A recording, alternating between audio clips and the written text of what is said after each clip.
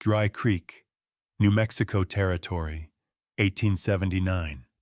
Marisol Vega stumbled through the dust behind the saloon, dress torn, breath shaking. Her drunken cousin Tate closing in like a shadow she could no longer outrun. No one in town lifted a hand for her. A few even laughed as she clawed at the dirt, trying to get back on her feet. Tate grabbed her arm hard enough to bruise, slurring threats in her ear while she tasted blood and hopelessness. Maybe I was never meant to make it out of this place alive, she thought, the words burning like a final prayer. And just when she believed the night would swallow her whole, a single set of hoofbeats cut through the dark. Before we continue, if you're watching this from anywhere in the world, leave your city name in the comments. I want to see how far this story travels. Marisol Vega woke to pain before she woke to light. A dull, throbbing ache pulsed beneath her ribs, and her wrists burned where bruises had begun to bloom. For a long, trembling moment she didn't move, afraid the slightest shift would summon the nightmare back. His breath, his drunken weight, his slurred threats about teaching her a lesson. Tate, her cousin, her blood, her personal hell. But the air around her was still, quiet. No alcohol on anyone's breath, no boots pacing the floorboards outside her door. Instead, she smelled warm broth, wood smoke, something faintly like sage on a cold morning, and she was lying on a soft mattress, softer than anything she'd slept on in months. She forced her eyes open.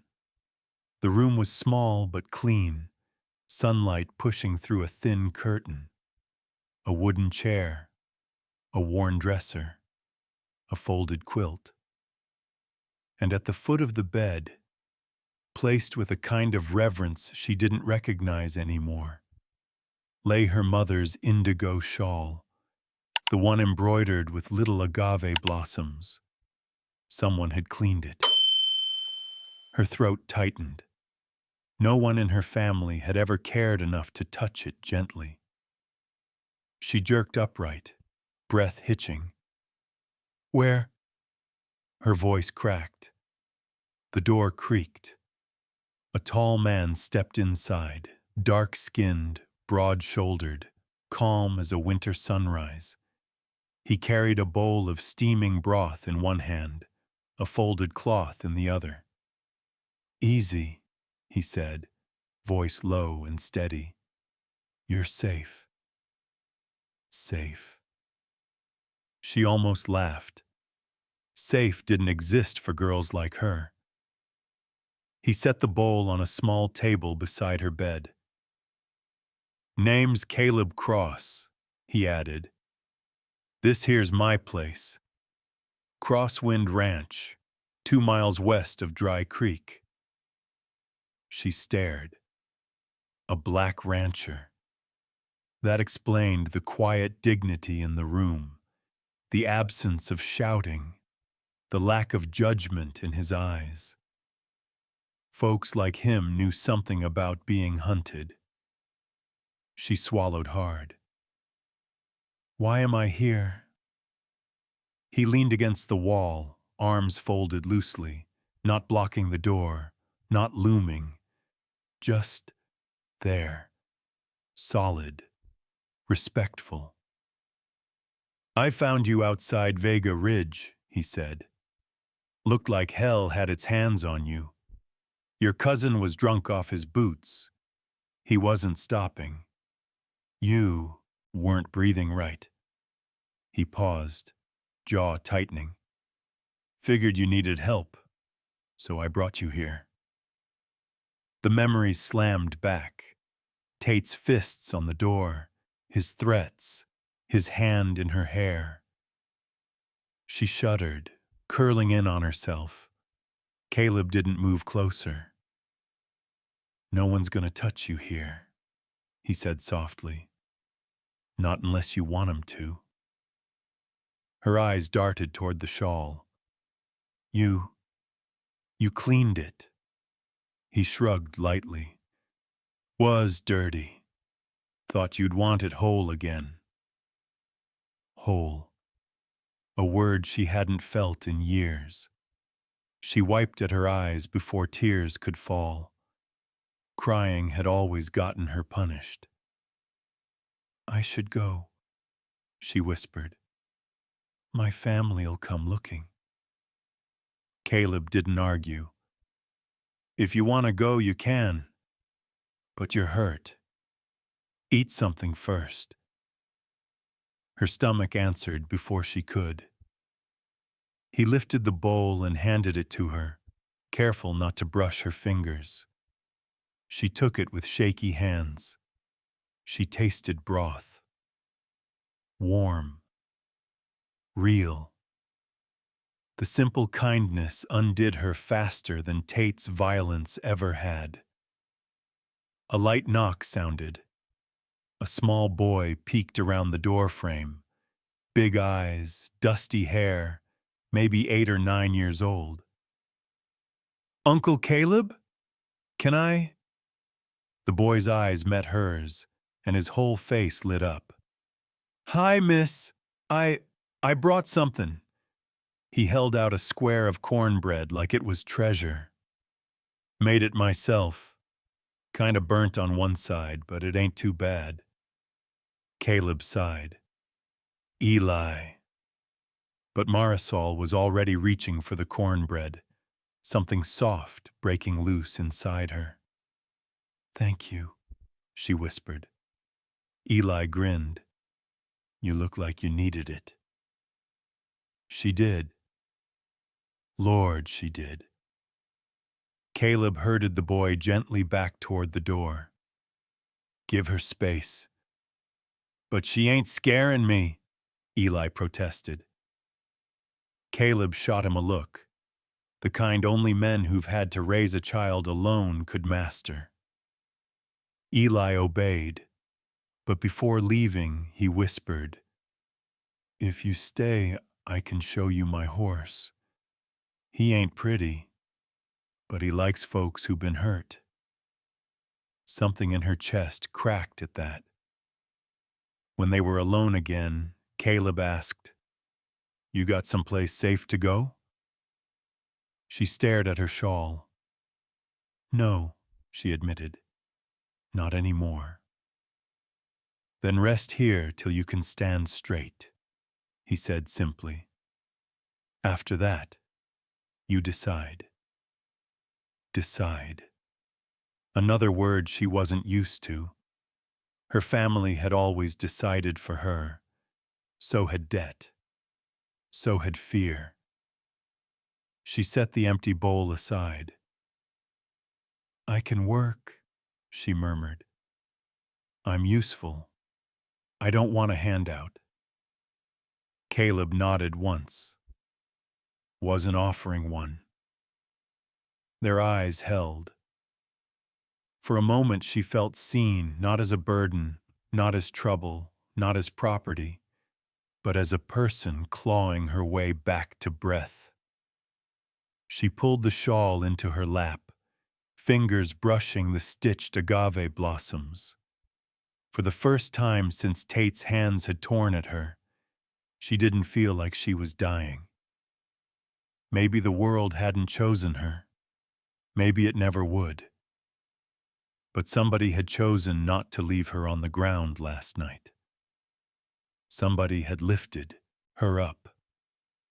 She lay back slowly, letting exhaustion pull her under again.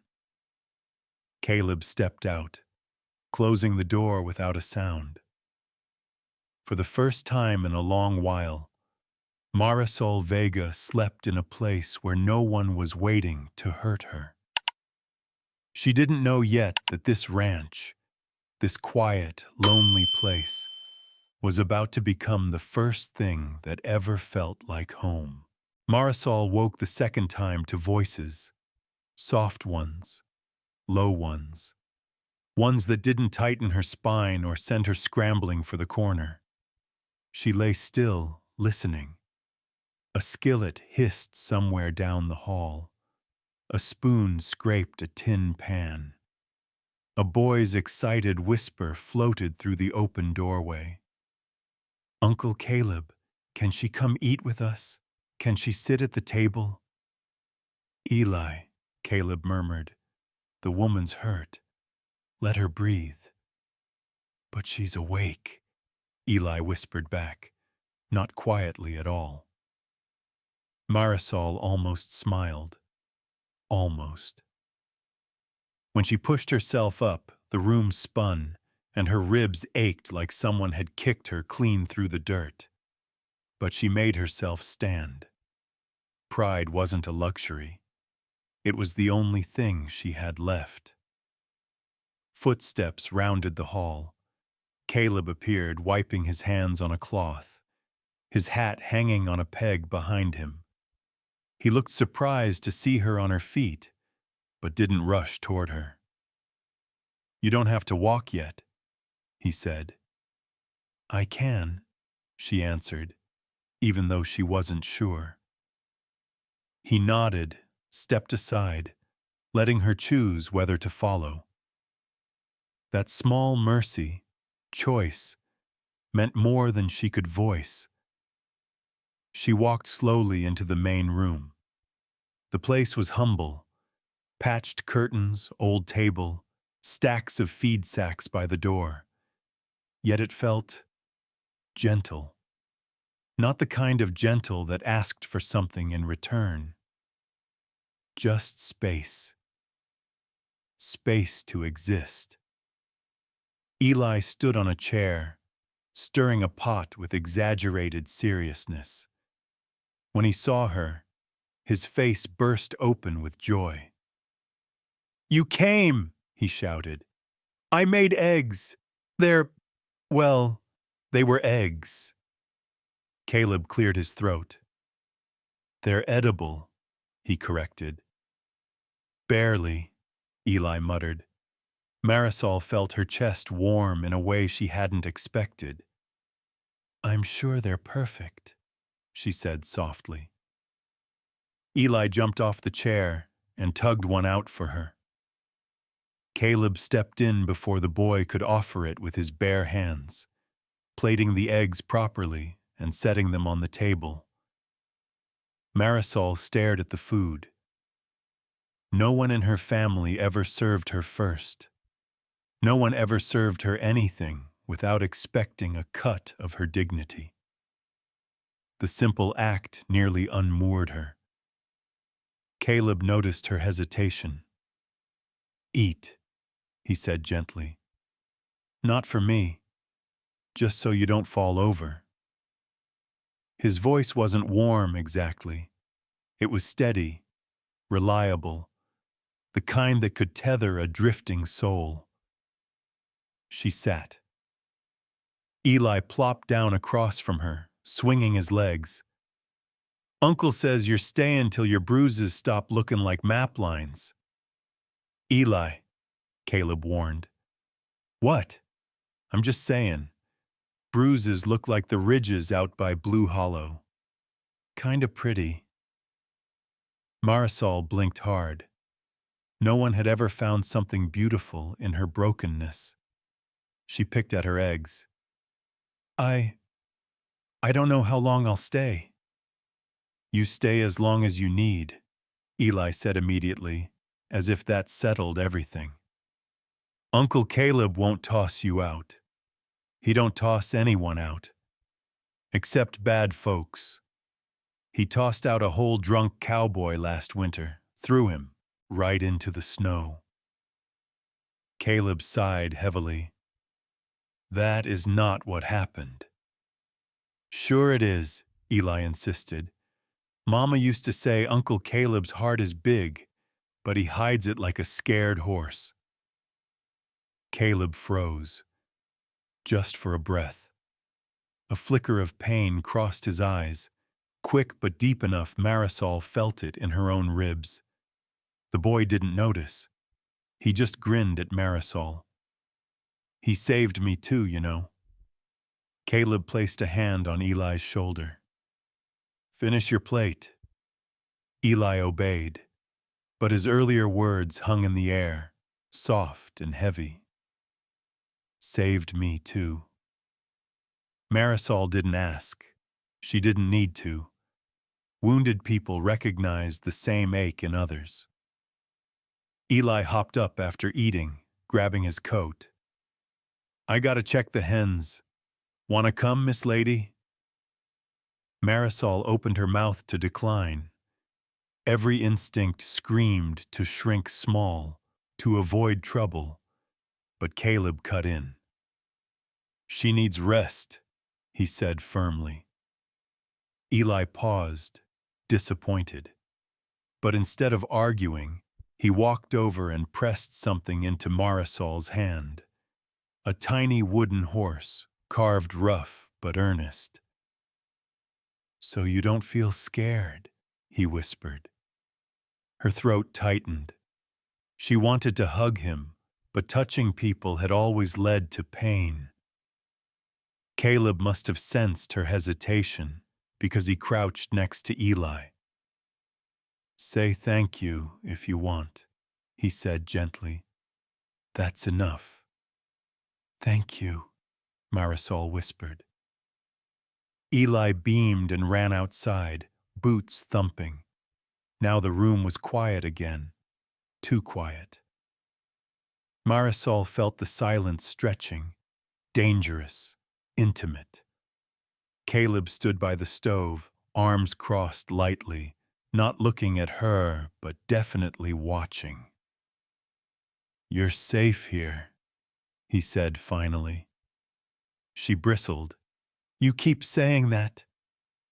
Because folks like you and me don't hear it often.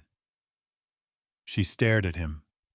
No one had ever spoken to her like an equal before. What do you want from me? The words tore out sharper than she intended. Everyone wants something. He shrugged.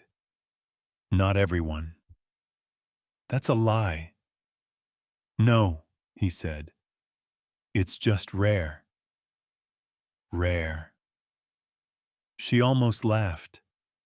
He didn't know the Vega family. He didn't know Dry Creek. He didn't know what Tate had whispered while pressing her into the dirt. Her voice trembled. They'll come for me. I know. They might come for you too. I know. She looked at him, searching for fear. Instead, she saw a steadiness that bordered on stubborn grace. Why help me? She whispered. Caleb held her gaze, slow and solemn. Because you needed help. And because I ain't letting any man hurt a woman under my roof. Something in her cracked. Just a little. But enough to let in breath she didn't realize she'd been holding. She gathered her shawl. Can I stay a few days? Caleb nodded once. You stay till you're strong enough to choose where you're going. Not a day less. A few days. Just enough time for her to remember what standing felt like. Just enough time for a flicker of hope to find space in her bruised chest.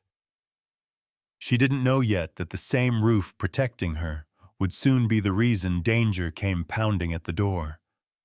But for now, for this morning, Marisol Vega tasted safety for the first time in years. Marisol had almost forgotten what a quiet morning felt like. She stood on the porch of Crosswind Ranch, her shawl wrapped around her shoulders, watching Eli chase a chicken that clearly wanted no part of him. The sun was barely up, the chill still clinging to the boards beneath her bare feet. For a few stolen moments, Her heartbeat matched the soft rhythm of ranch life, gentle, steady, untouched. Then she heard it. Hoofbeats. Not one horse. Several. She froze. Caleb stepped out beside her, hat already on, jaw tightening in a way she'd come to recognize as danger settling into his bones. "Inside," he murmured. She shook her head. "I know those voices." Because the shouting had started before the riders even stopped. "Marisol!" Tate's drunken snarl cut through the air like a blade. "You got 5 seconds to drag yourself out here." Her stomach dropped. Eli ran toward them, confused. But Caleb caught the boy's shoulder and sent him inside with a single look. Marisol wrapped her arms around herself. "I didn't think they'd find me this fast." Caleb stepped off the porch, planting himself like a wall between her and the riders kicking up dust by the gate. "They didn't find you," he said. "They followed a trail you didn't choose to leave."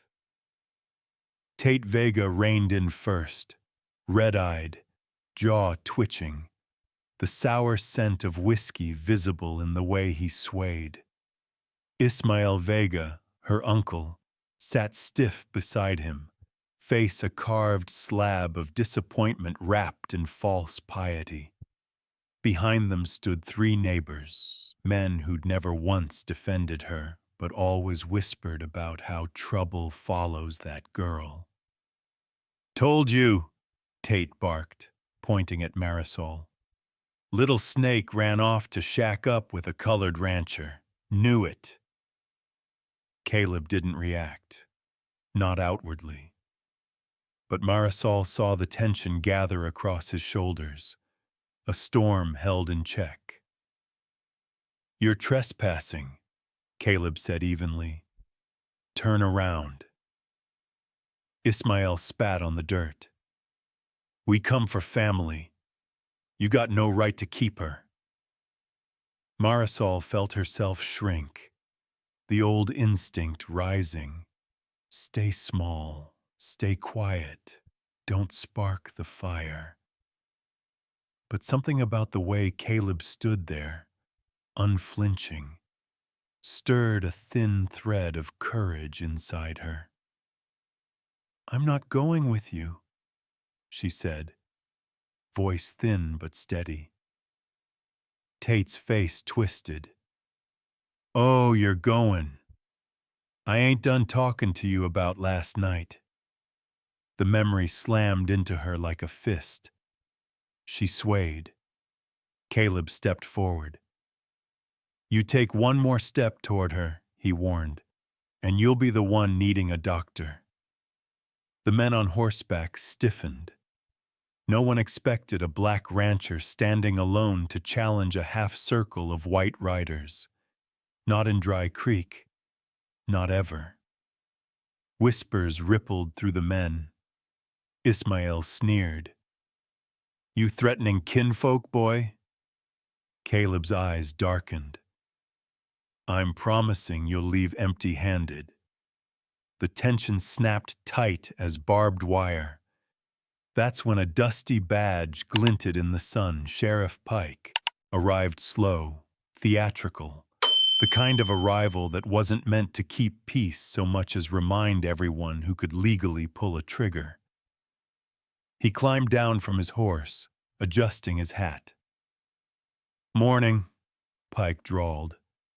"Seems like we got a misunderstanding here." Caleb didn't look away. "No misunderstanding. They're trespassing." Pike's smile didn't reach his eyes. "Now, Cross, you know laws ain't quite built that simple around here. A family got a right to talk to their girl." "She isn't a girl," Caleb said. "She's a grown woman." And she said no. Pike's gaze flicked past him to Marisol, scanning her bruises, the fear she couldn't hide, and the shawl pulled tight like armor. His smirk told her exactly how little he cared. "You bring shame on us," Tate shouted at her. "Shame and debt." "That debt ain't mine," she shot back, the words tearing free before she could stop them. The crowd murmured. Her defiance rattled them more than Caleb's stance. Pike raised a hand. "All right, enough. Miss Vega, your uncle says you left home in a troubled state. If you're of sound mind, you can say your piece. So, state your intention." Marisol swallowed hard. The scar on her wrist pulsed. She wanted to run, wanted to disappear, wanted to fold herself into the darkness and not be seen.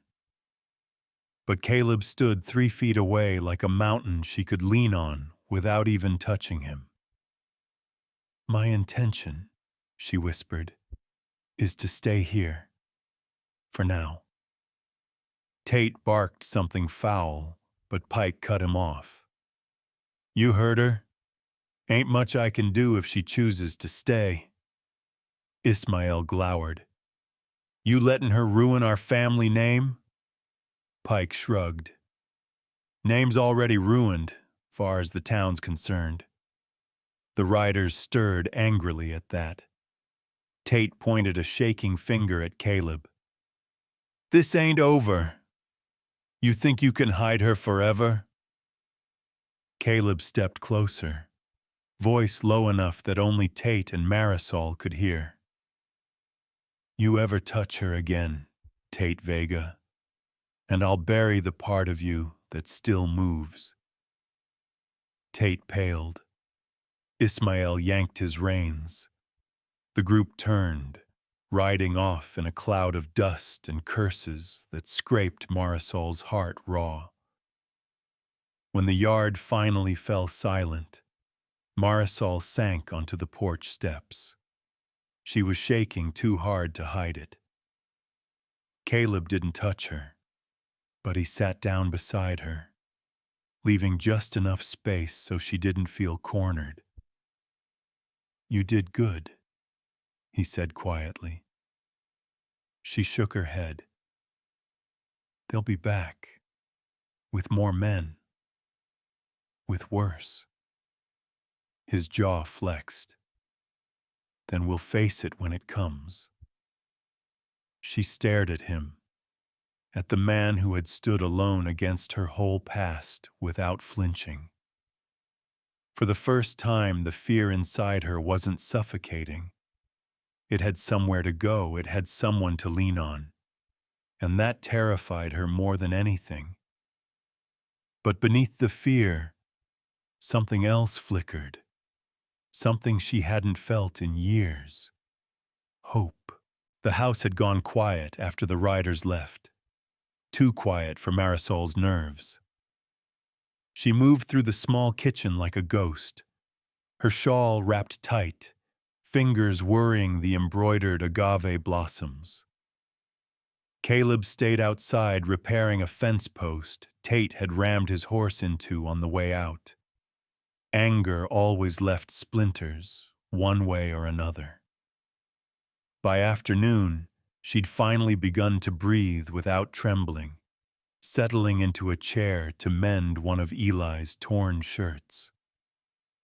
The boy chatted away beside her, telling stories about chickens and snakes, and how Uncle Caleb never let him use the axe, on account of me still having all 10 toes.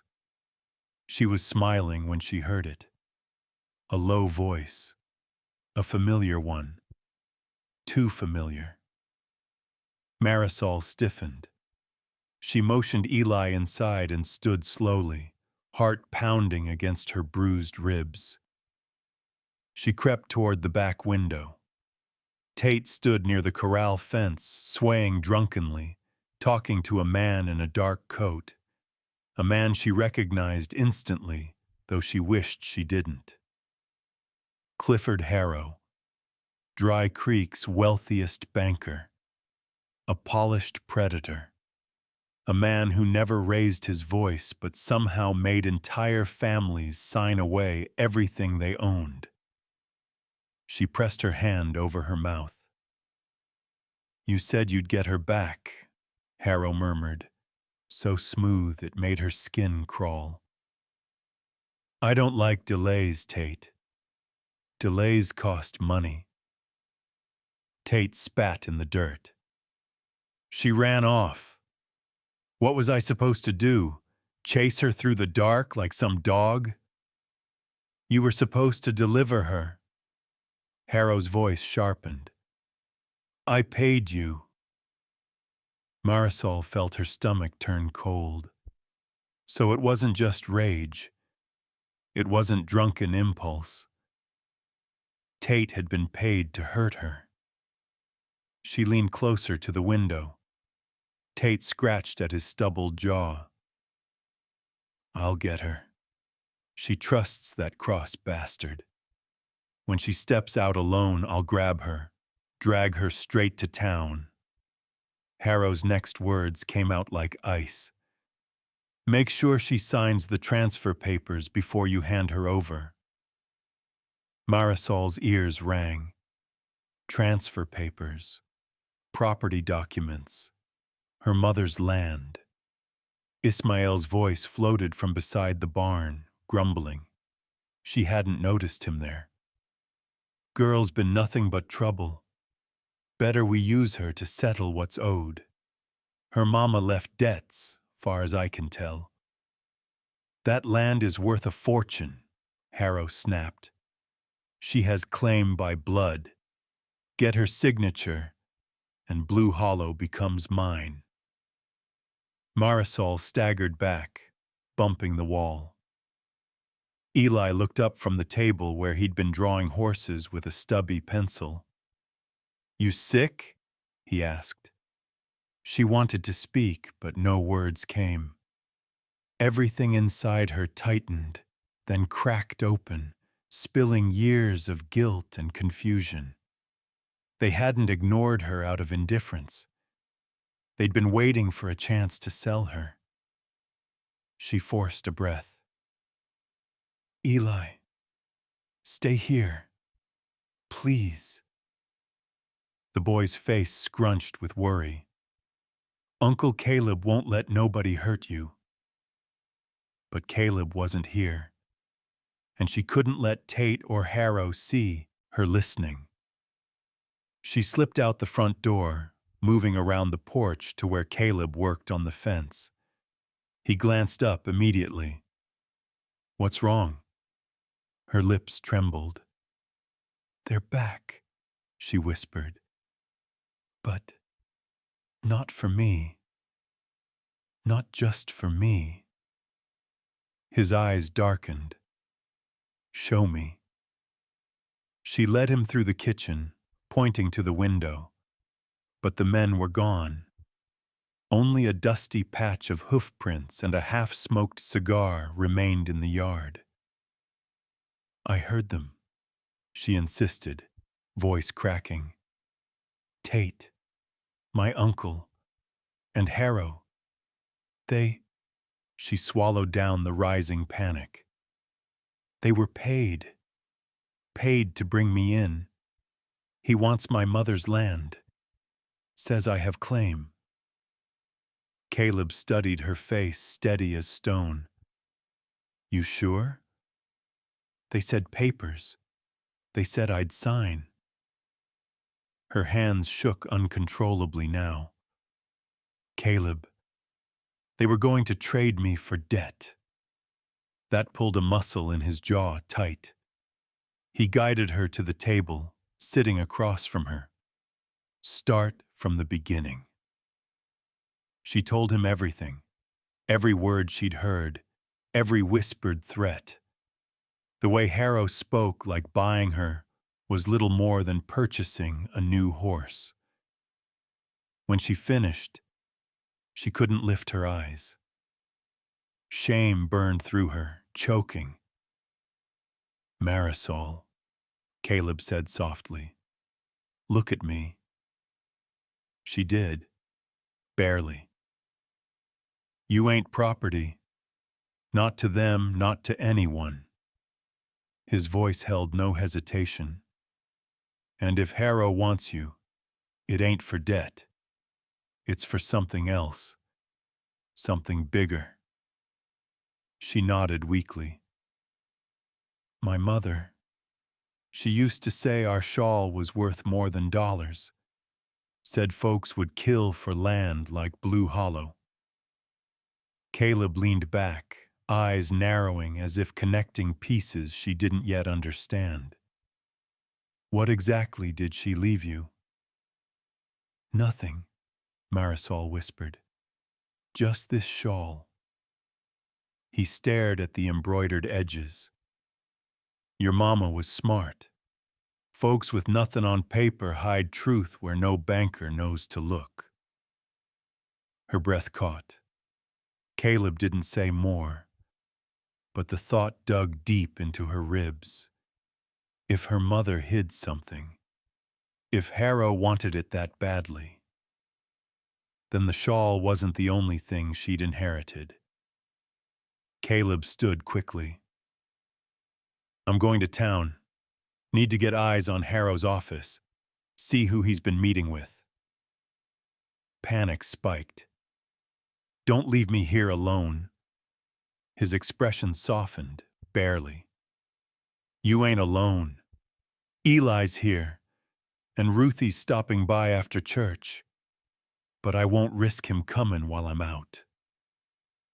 Her throat tightened again. Caleb, they'll take me. He stepped toward her, closer than he'd ever stood, and held her gaze with a quiet force that steadied her breathing. Not while I'm alive, he said. She believed him. She didn't know why, but she did. Still, fear coiled tight in her chest. Not just fear of Tate or Harrow, but fear of the truth rising like a storm behind them. If Blue Hollow really belonged to her mother, if Harrow had killed for it once, he wouldn't stop now, and the film. Next time he came, he wouldn't come with money. He'd come with blood. Marisol spent the rest of the afternoon pacing the edge of the porch like a trapped animal. Caleb had ridden off not long after she told him what she'd overheard. He promised he'd be back before dusk, but the promise did nothing to calm the storm inside her. Every time wind brushed the agave blossoms stitched into her shawl, she flinched. Every time hoofbeats sounded from the road, she panicked. And every time she closed her eyes, she heard Harrow's cold voice. Get her signature. Blue Hollow becomes mine. Eli wandered out with a bucket of carrots, plopping down beside her. Uncle Caleb says carrots help horses feel brave, he announced. So maybe you should hold one, just in case you need bravery. Marisol looked down at the carrot he shoved into her lap. The boy meant well, meant everything well, but she felt hollow. When is he coming back? She whispered. Eli shrugged. Uncle Cross always comes back. Always. He popped a carrot between his teeth. Even when folks tell him stay away. That tugged a small smile from her. You trust him a lot. Yeah, Eli said simply. He saved me more'n once. Marisol didn't ask from what. She already recognized the haunted look in Caleb's eyes, the one that said he carried ghosts deeper than most men dared to dig. Late afternoon light spilled over the ranch when she finally forced herself inside. She set her shawl on the table, intending only to fold it. But as she smoothed the fabric, the threads caught the sun, glinting faintly. something felt off, as if the pattern wasn't just decoration. She traced the embroidery with her fingertip: agave blossoms, curling stems, small triangular stitches. Her mother had sewn them by hand on nights when the debts were too heavy and her voice too tired to sing. Eli leaned over. "That's pretty. Does it mean something?" Marisol hesitated. "I never thought so. Mama said it was tradition." Eli squinted. "Looks like a map." The word hit like a gunshot. "A map?" "Yeah. Here," Eli said, tapping a swirl of stitches. "That's like the bend in the ridge out past Blue Hollow. Uncle Caleb showed me once, and that looks like the creek." Her breath froze. She stared harder. Suddenly, the pattern wasn't random. It was familiar. So familiar it felt like a memory pressing against her ribs. "No," she whispered. "It can't be." But she grabbed the shawl, pulling it close, heart racing. She followed the pattern again: agave blossom, 3 stitches down, 2 to the right, a hook-shaped curve at the hem, a path, a route she'd walked 1,000 times. Her mother had embroidered a map. Before fear had fully formed into thought, the sound of hooves came from the road, steady, sure, belonging to one man only: Caleb. He swung off his horse, dusted his hat, eyes scanning her instantly. "You okay?" "No," she said breathlessly. I think my mother was hiding something." Caleb stiffened. "Show me." They spread the shawl on the porch table. Caleb crouched beside her, tracing the stitches the same way she had. He was quiet for a long moment. Then he nodded slowly. "That's Blue Hollow, no doubt." Marisol clutched her shawl to her chest as the realization washed through her. "I don't understand." "People without papers hide things where no banker can steal it." His voice softened. "Your mama wasn't careless, Marisol. She was smart. Real smart." She felt dizzy. "But why? Why go through all this?" Caleb's eyes flicked toward the horizon. "Let's find out." There was no arguing with him, not when determination settled onto his shoulders like armor. He saddled 2 horses, lifting her onto the gentler one before she could protest. As they rode toward Blue Hollow, the world sharpened around her. The scrape of saddle leather, the pound of hooves, the thud of her own heartbeat. She followed the stitches in her mind until they reached a narrow bend in the creek. "This is it," she whispered. "She used to bring me here to collect watercress." Caleb dismounted, scanning the land with a soldier's instinct. Look for anything that feels wrong. Rocks moved, soil disturbed once upon a time. Marisol knelt near a cluster of flat stones, fingers brushing the dirt. A strange, trembling sensation crawled up her spine, like memory trying to speak. Here, this spot. Her mother had always stood between her and this exact patch of earth. Caleb knelt beside her.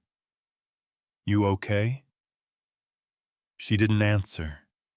She was already digging. The soil gave way faster than expected, as if someone had disturbed it not long ago, maybe months before her mother died. Her nails scraped metal. Caleb's hand covered hers gently, steadying her. Together, they lifted a small, rusted tin box from the earth. Her chest tightened as if the world had stopped breathing with her. "Open it," Caleb said softly. Her hands shook. The lid creaked open. Inside lay folded papers, tied with a faded ribbon. She untied them slowly, unfolding the top sheet. Words blurred at first, then snapped into clarity. Her mother's name, a land grant, coordinates of Blue Hollow, a signature, authentic, legal, a deed, to her. Marisol swayed, gripping the box as if it were the only thing holding her up. "My mother," her voice broke. "She left this for me. She left everything. And they lied. They all lied." Caleb's hand brushed her shoulder, not touching, just steadying. "Harrow knew," he said quietly. "He's been after Blue Hollow a long time." She stared at the papers, tears burning her eyes. "All those years I thought she'd left me nothing, that we were cursed, that I was the reason everything went wrong." "No," Caleb said firmly. "You're the reason they fought so damn hard to take it." A sob escaped her. Not pretty, not gentle, raw. Years of shame and confusion spilling into the dirt.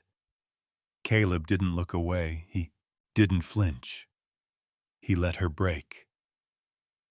When she could finally breathe, she whispered, "Why hide this here?" Caleb hesitated. Then, very quietly, "Because your mother knew someone was coming for her." A cold wind cut through the hollow. Marisol clutched the shawl, feeling her mother's stitches beneath her fingertips, each one suddenly heavy with meaning she hadn't been ready to face. "Caleb," she whispered, shaken. "What really happened to her?" He closed his eyes, jaw clenching with a grief she didn't understand yet. "Not here," he murmured. "But you deserve the truth." She looked at the deed again, her mother's last act of love, hidden in plain sight. The truth wasn't knocking anymore. It was kicking down the door. Caleb didn't speak the whole ride back. Not a word. His silence didn't feel cold. It felt heavy, like the sky before a storm. Marisol clutched the tin box to her chest, knuckles white. Her mother's deed folded safely inside. Every hoofbeat drummed the same questions in her head. Why hide the deed? Why Blue Hollow? Why did she die? But one question pulsed louder than the rest. Why does Caleb look like he already knows the answers? They reached the ranch just as dusk spilled across the yard. Eli waved from the porch, but the look on his face changed when he saw the tension between them. "You two okay?" he asked. Caleb ruffled the boy's hair gently. "Inside, Eli. Wash up for supper." "But inside." The boy obeyed, though he watched them with worried eyes. When the door shut, Caleb walked toward the barn, motioning for Marisol to follow. Her throat tightened. Whatever he was about to say, he didn't want Eli to hear.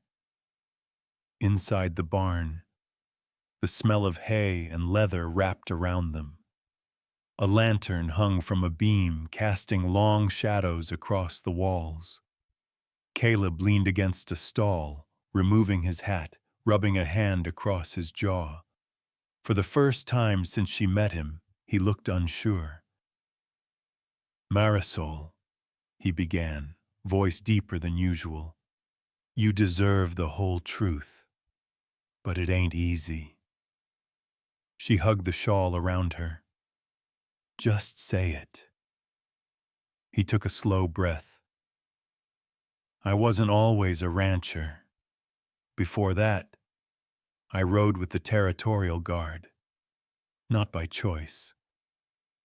Colored men didn't get choices back then.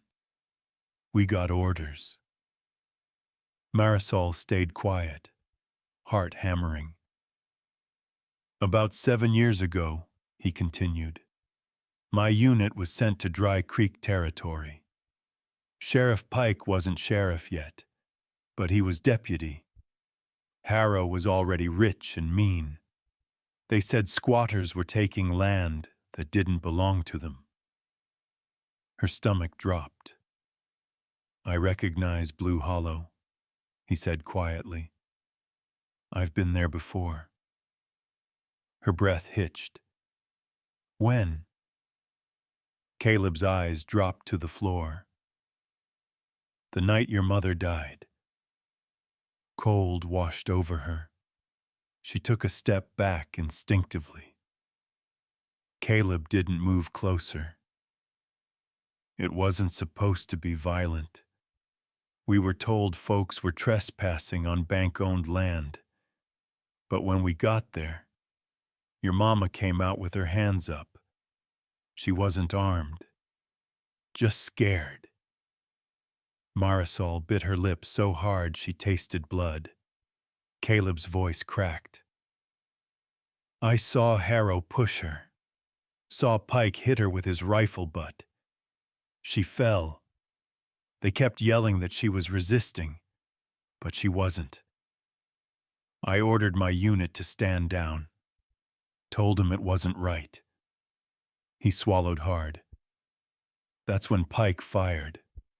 One shot. Straight into her chest." Marisol's legs buckled.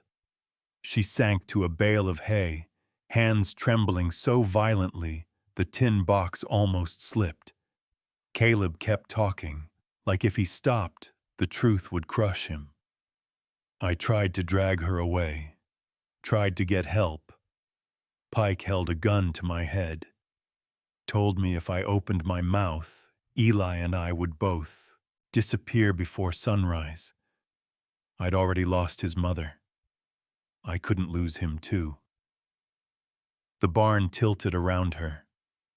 You were there." Caleb's voice broke open. "I was, and I didn't save her. That's on me. Every damn day, it's on me." She felt something inside her shatter. Not anger exactly. Not grief exactly. Something in between, sharp and burning. "You knew," she whispered. "All this time you knew how she died."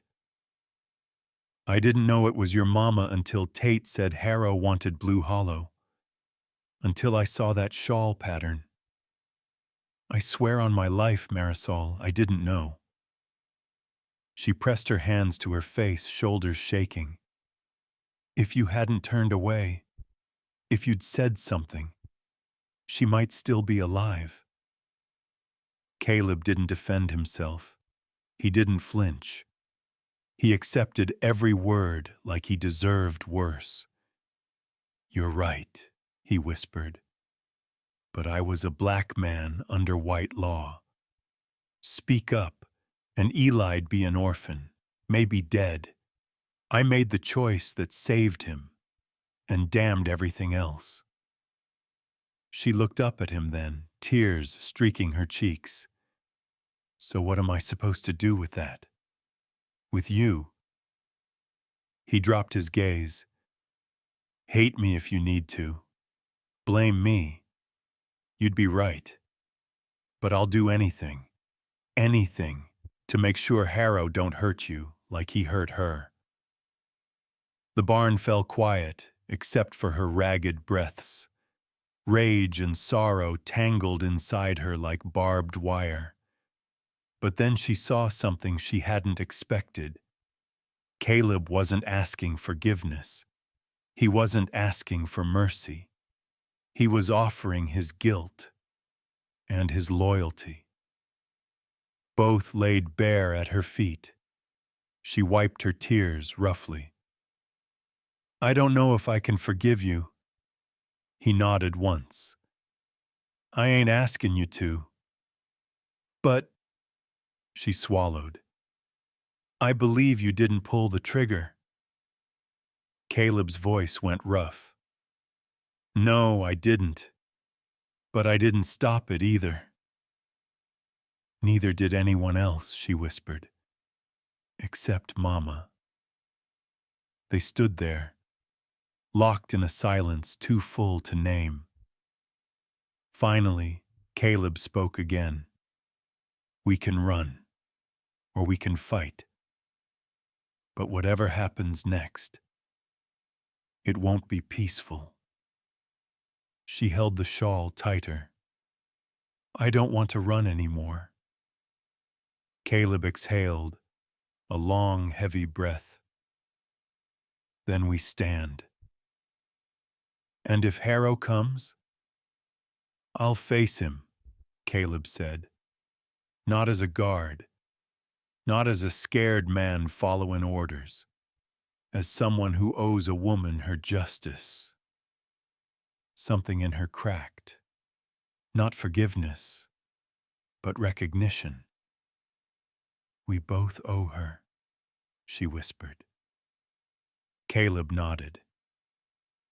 "Then let's make it right." Outside, the wind picked up, rattling the barn's boards. A storm was coming, one they could no longer outrun. But for the first time, they would face it together. The night came down fast, dragging a hard wind with it, one of those plains winds that carry dust and warning in equal measure.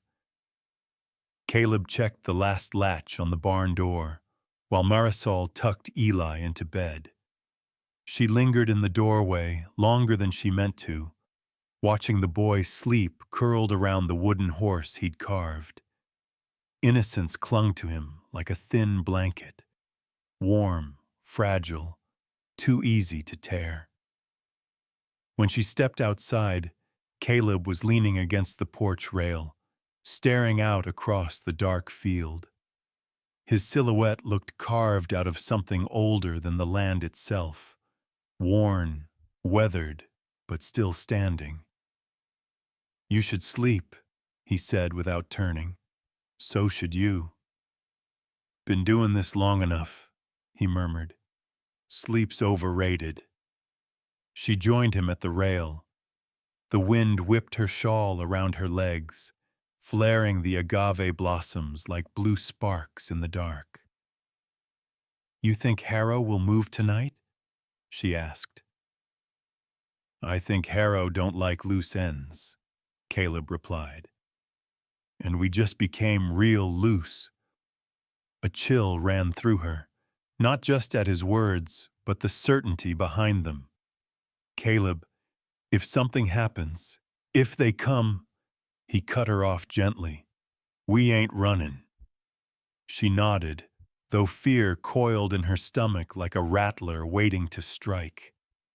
They stood there in silence, breathing the same cold air, waiting for a peace that wasn't coming. And then smoke, faint at first, a thin wisp rising from the far side of the barn. Marisol blinked. "Do you see?" "Yeah." Caleb pushed off the railing. "Stay with Eli." But as he took off toward the barn, Marisol smelled it clearly. Not smoke. Fire. "Caleb!" she shouted, sprinting after him before she could think.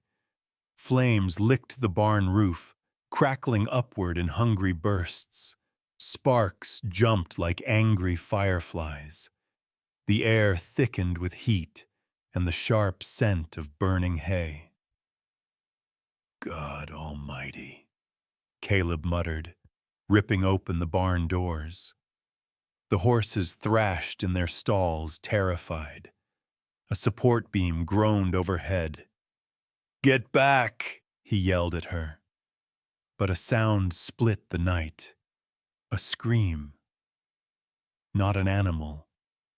A child. "Eli!" Marisol cried, panic clawing her throat. The little boy stood frozen near the chicken shed, staring at the fire in wide-eyed horror. He must have slipped outside looking for them. Caleb sprinted, but the wind shifted, shoving a wall of smoke straight toward Eli. Without thinking, Marisol ran faster. "Eli, move!" The boy coughed, stumbling. Flames spat embers toward the fence line, and the smoke curled around him like a dark beast. Marisol didn't hesitate. She covered her mouth with her shawl, grabbed Eli under the arms, and pulled him backward as he choked and sobbed. "I got you, baby. I got you. Breathe. Just breathe." Caleb reached them seconds later, grabbing Eli and lifting him to his chest. His eyes darted over Marisol, checking for burns, injuries, anything. "You all right?" he demanded. Sheetson nodded, though her lungs felt raw. "The barn." Another crack split the air as the roof dipped inward. Caleb shoved Eli toward her. "Take him inside. Wet some cloth. Stay low." Marisol stumbled back with the boy, while Caleb ran into the barn again. "Caleb!" she shouted. "No, don't! You'll be crushed!" But he didn't stop. The cattle were trapped, and he refused to let innocent lives burn because of Harrow's vengeance. Inside, the horses screamed. Caleb cut ropes, shoved gates open, slapped hindquarters until the panicked animals bolted into the night. Hay ignited around his boots. The roof groaned again. Marisol pressed Eli's head to her chest so he wouldn't see. She watched Caleb through a blur of tears, his body silhouetted against the flames, moving without hesitation, as if saving life was the only thing he knew how to do. "Uncle Caleb!" Eli sobbed. "Come out! Please come out!" Just as the last stall opened, a burning beam dropped behind Caleb, sparks shooting like gunfire. He threw up an arm, staggering. Another beam slid loose, crashing near his leg. "Caleb!" Marisol screamed, breaking forward before she could stop herself. He stumbled through the doorway, coughing hard, face streaked with soot, sleeve smoldering. Marisol grabbed him, beating out the tiny flames with her hands. "You fool!" she choked, half crying, half furious. "You fool! You could have died!" Caleb coughed again, steadying himself on her shoulder. "Still here," he rasped. Behind them, the barn collapsed inward, flames devouring the roof in a shower of orange. Eli clung to Caleb's leg, sobbing into his jeans. Caleb knelt, pulling the boy close with one arm, pulling Marisol with the other without fully realizing it. The three of them stayed like that, coughing, trembling, wrapped in smoke and each other, while the last structure of Crosswind Ranch burned to the ground. When the flames finally shrank to embers, the truth settled heavy across them. Half the cattle were gone. All of the stored feed was gone. Caleb's savings were ashes. Crosswind Ranch was no longer standing. It was surviving. Marisol touched his burned hand, her voice barely above a whisper. They did this. Caleb's jaw hardened, eyes gleaming with fury through the soot. Harrow just made his biggest mistake. She swallowed. What do we do now? Caleb looked at Eli, shaking but alive, then at Marisol, bruised and broken but still standing. We fight, he said. We stop running, and we take back what's yours. But behind his anger, behind the resolve, Marisol saw something else. Buried fear. A man who'd already lost one child and had nearly lost another tonight. Dawn broke gray and brittle over Crosswind Ranch, the kind of morning that felt like the world was holding its breath. Ash drifted across the yard. The black skeleton of the barn smoldered, sending thin ribbons of smoke into the cold sky. Marisol stood wrapped in her shawl, staring at the ruin, fingers numb and trembling. Eli kicked at the dirt with a stick, silent for once. Caleb was nowhere in sight. He'd been awake since before daybreak, walking the fence line like a wounded ghost. When he finally came toward the house, his shoulders were slumped in a way she'd never seen before. Not weak, just tired. Too tired for a man who'd fought so hard for too long. You should rest, Marisol said softly. Caleb didn't answer.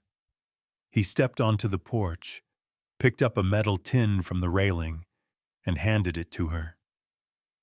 The envelope inside was stamped with Harrow's banking seal. Marisol's stomach twisted.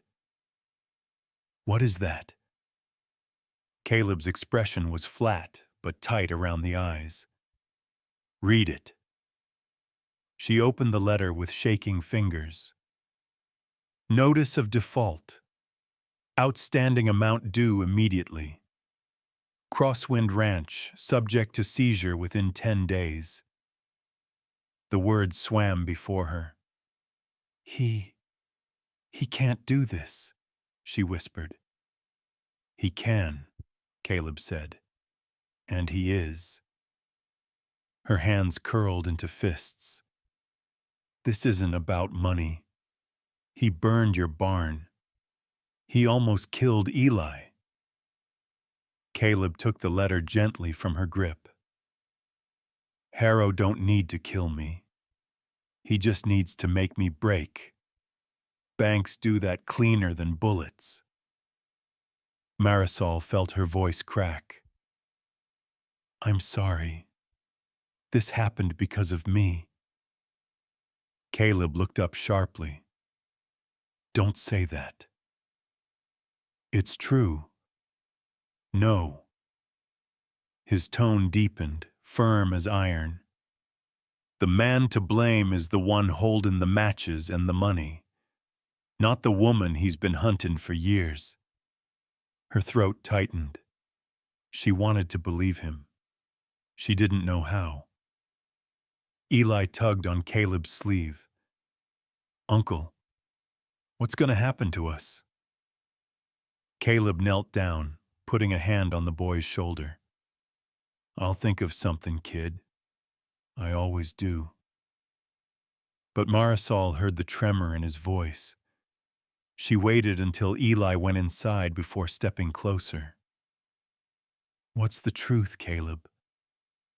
He didn't answer right away. He just watched the burned barn as though trying to rebuild it in his mind. Truth is, he exhaled, I can't cover that payment. Barn's gone. Feed's gone. Half the cattle gone. Harrow hit me right where it hurts. Marisol's heart cracked. There has to be something. There is, Caleb said, voice dropping dangerously low. Harrow knows I can't pay, so he sent this. He pulled a second note from his pocket. Short, written in Harrow's perfect, unreadable handwriting. Marisol unfolded it. Send the girl to me. I'll forgive your debt. No signatures needed. Just her. A sick, cold fear washed over her. He wants to trade me for your ranch. He wants Blue Hollow, Caleb corrected, quietly. You're just his way to it. Marisol covered her mouth. I can't let you lose your home because of me.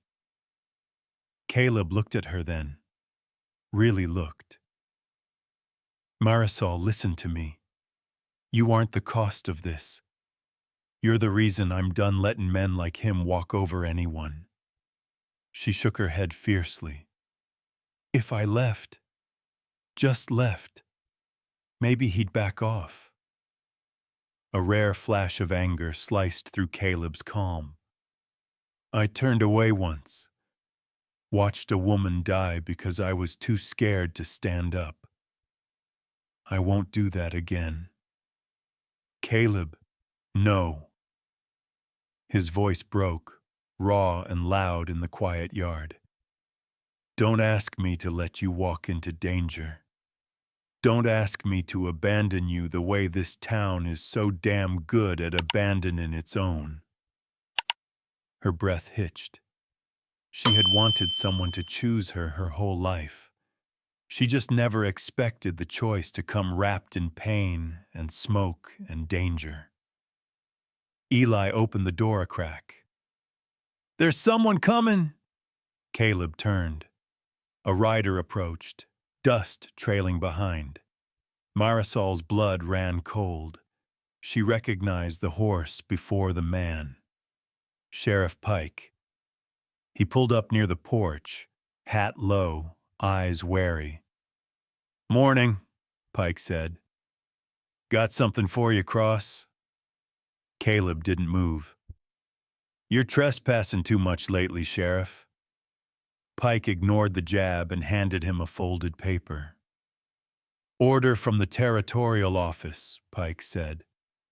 Harrow filed a claim requesting immediate seizure of Crosswind assets. They aim to come by in a day or two.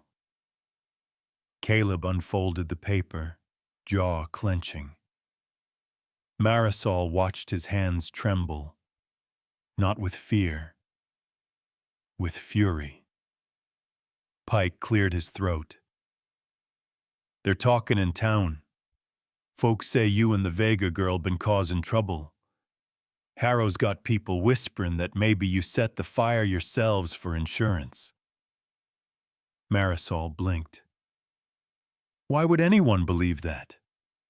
Pike shrugged. You know how it goes. A black rancher fights a banker. Folks will believe anything to keep from picking a side. Caleb stepped down from the porch, shoulders squared. You done delivering threats for Harrow today? Pike swallowed. Cross, be smart. Give the girl up. Let her deal with her own demons. Save what you can. Marisol's heart dropped at the cold practicality in his tone. Caleb's voice went low. Marisol ain't property. Maybe not, Pike muttered. But Harrow's got influence, and you're one barn away from losing everything. Caleb didn't blink. Then I'll fight with empty pockets. Pike shook his head. You'll lose. Caleb stepped close enough that Pike stiffened. Not the way you think. Pike left quickly after that, maybe realizing he'd pushed a man already on the edge. When he rode off, Caleb turned to Marisol.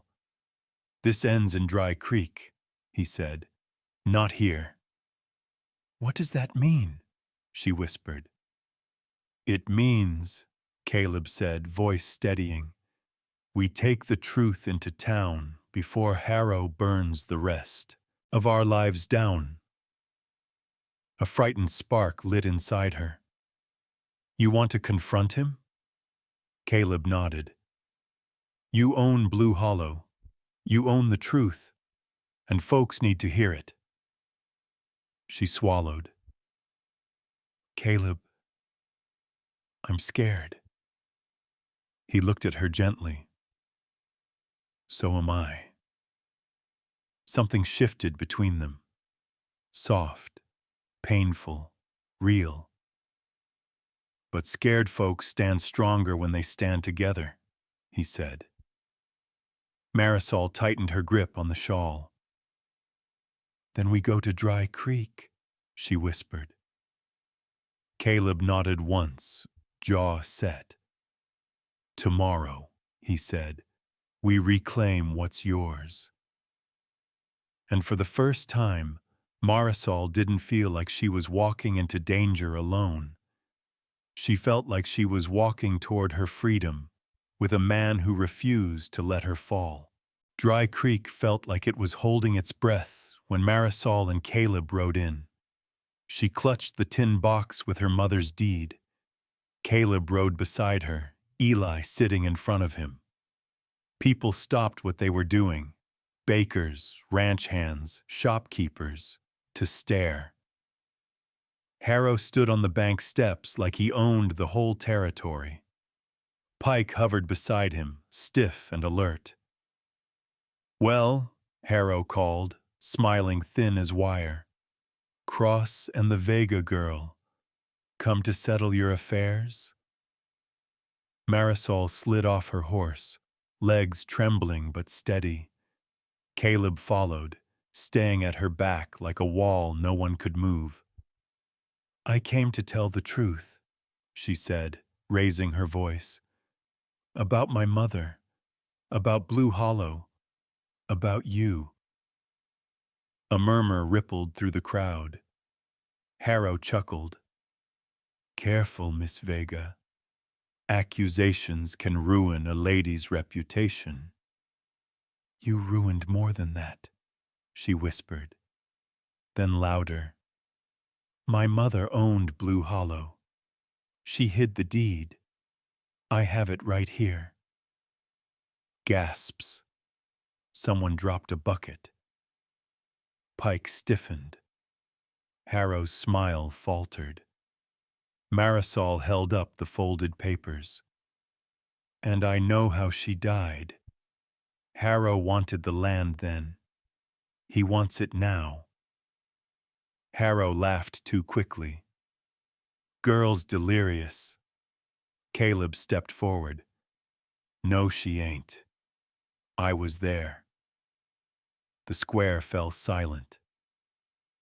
I saw you two beat her, he said, pointing at Pike. Saw you push her, Harrow. Saw Pike fire the shot. Pike's face drained white. Cross is lying. Swear it, Caleb said. Swear on your badge. Pike opened his mouth, but nothing came out. People leaned closer. The air tightened. Harrow snapped. Sheriff, secure the papers. Pike lunged at Marisol, grabbing her wrist. She cried out.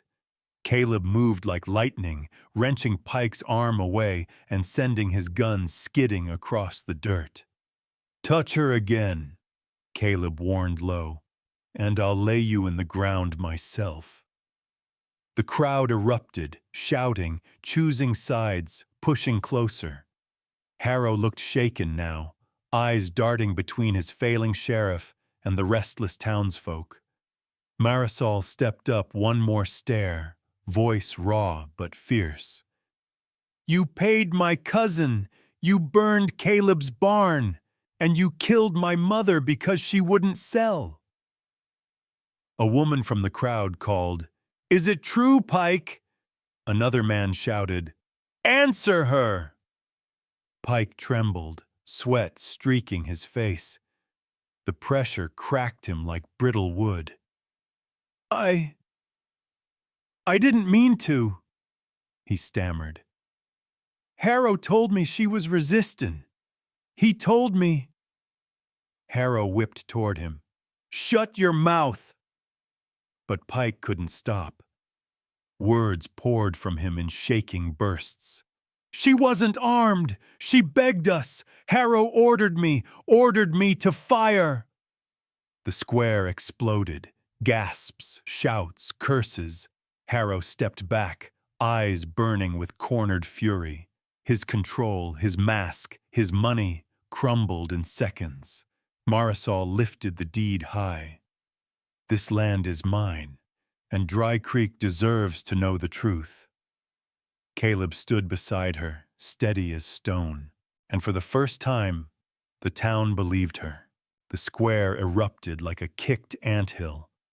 Once Pike's confession hit the air, folks surged forward, half in shock, half in rage. Harrow backed up the bank steps, face tightening, eyes calculating escape. Caleb moved in front of Marisol, shielding her with his body, though his voice stayed level. Say it clear, Sheriff. All of it. Pike wiped his sweating face with a shaking hand. The badge on his chest gleamed under the sun, suddenly looking more like a stain than an honor. Harrow told me she was armed, Pike gasped. Told me she'd attack us. Told me we'd lose our jobs if we didn't act. His voice broke. But she wasn't armed. She was crying, begging, and Harrow said, "End it." So You shot her, Marisol whispered, full of aching disbelief. Pike nodded once, jerky and miserable. I did. God help me, I did. A woman in the crowd screamed. Old Mr. Donnelly shook his fist. A young ranch hand spat in Pike's direction. Harrow tried to regain control, spreading his hands. Everyone calm yourselves. The sheriff is confused. Confused? Caleb cut in sharply. Man's finally speaking truth for the first time in his life. Harrow turned to Pike, voice low and venomous. You weak fool, I told you to keep quiet. Pike flinched. You told me a lot of things. Told me to drag folks off their land. Told me to look the other ways when your men did your dirty work. Told me Cross would hang if he opened his mouth. I ain't covering for you no more. A ripple of realization swept through the crowd. Caleb froze. You threatened me because you knew I saw? Pike wouldn't meet his eyes. Harrow said a colored man's word wouldn't stand. Said no one would believe you. Said if you talked, Eli would disappear. He swallowed hard. That's why you stayed quiet. Caleb's jaw clenched with a rage so deep it looked like it might break him open. He stepped forward, just enough that Harrow finally showed fear. Harrow retreated another step up. Stay back, Cross. Caleb didn't move. You burned my barn. You paid Tate to attack her. You killed her mama. How much land you think you get to steal before somebody calls it murder? Harrow's eyes darted wildly. The crowd had fully turned now. Former customers, neighbors, people he'd bullied for years. They surged closer, voices rising. He's a murderer! He's a thief! Arrest him! Take his badge too, someone yelled at Pike. Pike looked sick. I ain't got authority to arrest a bank director without a judge. You had authority to shoot an unarmed woman, Caleb snapped. Do something decent for once. Harrow pulled a pistol from inside his coat. Fast, practiced, desperate. The crowd screamed. Eli clung to Marisol's skirt, sobbing.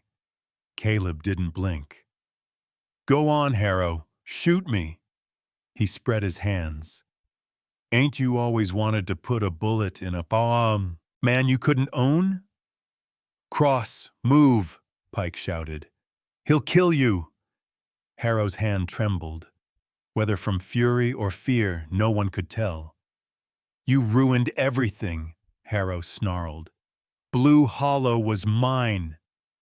"It never was," Marisol said, stepping forward though Caleb reached out to stop her. "You stole it, just like you stole my mother's life." Harrow's face twisted. "She should have obeyed. You should have obeyed." "No," Marisol whispered. "We survived." Something broke in Harrow then. His resolve, his control, his carefully built lies. He swung the gun toward Marisol, but Pike grabbed his arm. "Harrow!" Pike shouted. "Stop!" The gun went off, firing into the sky. Men tackled Harrow instantly, several piling on him before he could aim again. Others yanked Pike backward, shouting curses for his part in everything. Harrow hit the ground with a thud, pinned and spitting with rage. "You fools!" he screamed. "This town needed me. This whole territory." "Needed you gone," Caleb said. Marisol clutched the tin box to her chest, shaking, not from fear this time, but from the weight of freedom beginning to dawn. The truth was out. Pike had confessed. Harrow was restrained, and Dry Creek saw everything. Caleb stepped to her side, voice softening. "It's over." "No," Marisol whispered, eyes burning. "The worst is coming." Because she could see it in Harrow's eyes even as the crowd held him down. The fight wasn't finished. Not yet. The square hadn't even recovered from Pike's confession when Harrow made his break. Pinned on the ground, he went limp for half a second, just long enough to fool the ranchers holding him. Then, like a rattlesnake snapping from dry brush, he twisted free, slammed an elbow into one man's jaw, and lunged. Before anyone could react, he grabbed Eli, small, terrified Eli, by the collar and clamped a pistol to the boy's temple. "Back off!" Harrow snarled, dragging the child against his chest. "One step closer and he dies." The crowd froze in horror. Caleb felt his soul tear clean in half. Every wound, every fear he'd ever buried rose like wildfire. "Harrow," he whispered, voice cracking. "Let the boy go. He ain't part of this." "Oh, he's the whole of this," Harrow hissed, spit flying. "You all want to take everything from me? Let's see you take this." Eli whimpered. Caleb tried to breathe, failed, tried again. Marisol stepped forward shaking. "Please, please, he's just a child." "Quiet," Harrow barked.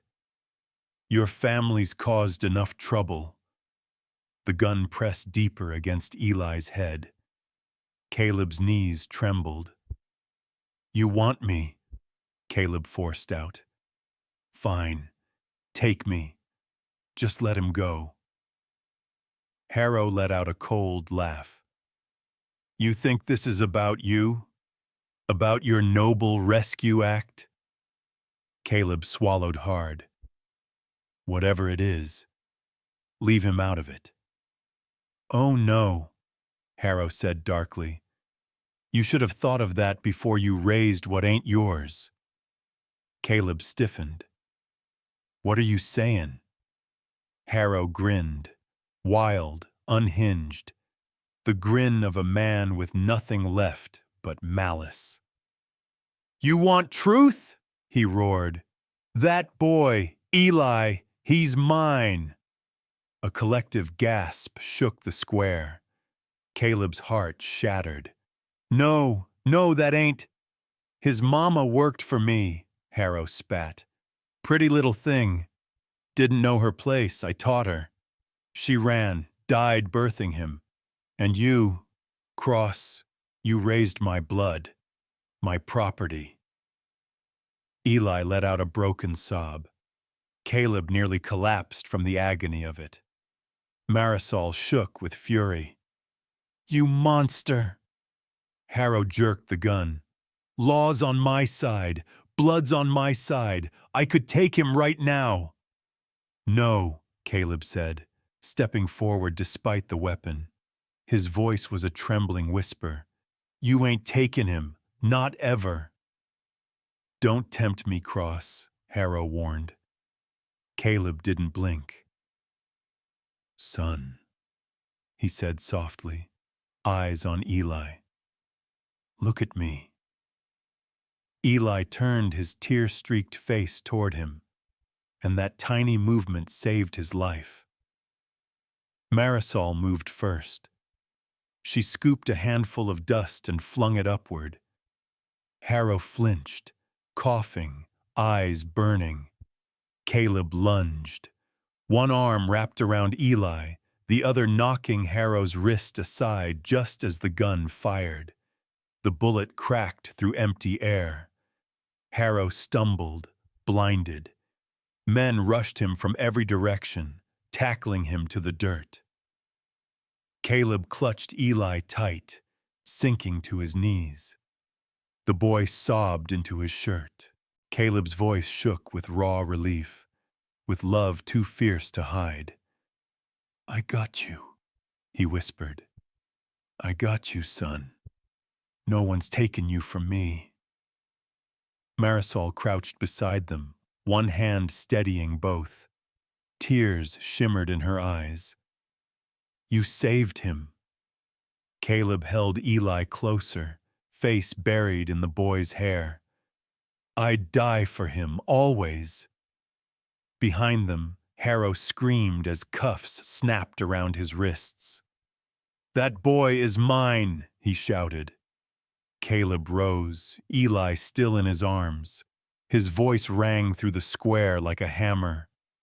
"Blood ain't what makes a family. Choice does. Love does." And for the first time, Dry Creek believed him. 3 months later, Dry Creek felt different, quieter, cleaner, as if the truth had finally blown the dust off its bones. Harrow sat in a territorial jail awaiting trial. Pike was gone. Tate and Ismael had fled town under a cloud of shame. But Crosswind Ranch was alive again.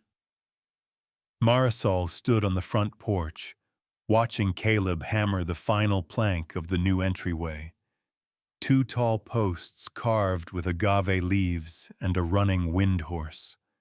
A symbol of survival. A symbol of choosing each other. Eli placed a smooth river stone at the base. "So we always find home," he said softly. Marisol's heart warmed. "That's perfect, honey." Caleb stepped back, wiping sweat from his brow. "Ain't fancy," he murmured, "but it's ours." "Ours," Marisol repeated. The word no longer frightened her. Caleb looked at her, really looked, as if seeing the whole road that had led them here. "You stayin'?" he asked quietly. She touched the agave carving, felt the strength in the wood. "I'm stayin'," she said.